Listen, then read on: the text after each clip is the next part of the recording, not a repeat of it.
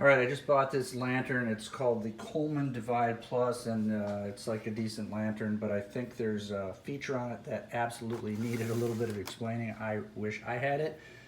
First of all, the really easy part about this is once the battery's in, you push the top and you've got 3 settings, okay? So that's really easy. It's fine, it's a good lantern. But the confusing part is the installation of the batteries. Flip this thing over. To get into the battery case, you have to flip these 2 tabs to the center. Okay, that opens it up. Then you've got your batteries in there.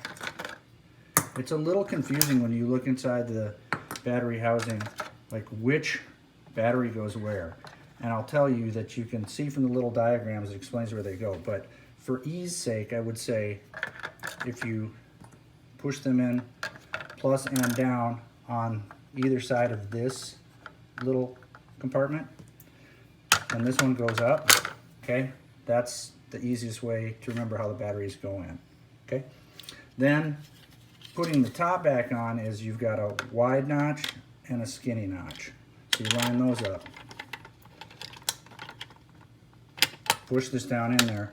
Then you actually have to lock these tabs, and it's kind of really a two-handed job, although I did it there. So now, the other thing to know is that when these little windows are black, your lantern will work. But the feature that they've added to this lantern is this thing called Illumilast, and what it allows you to do is to turn this whole thing counterclockwise, and that preserves your batteries. So if you put your batteries in and you try to turn the light on but it doesn't work, look at the bottom. You've got these red tabs. Those have to be switched back and locked in the black position for the lantern to come back on again.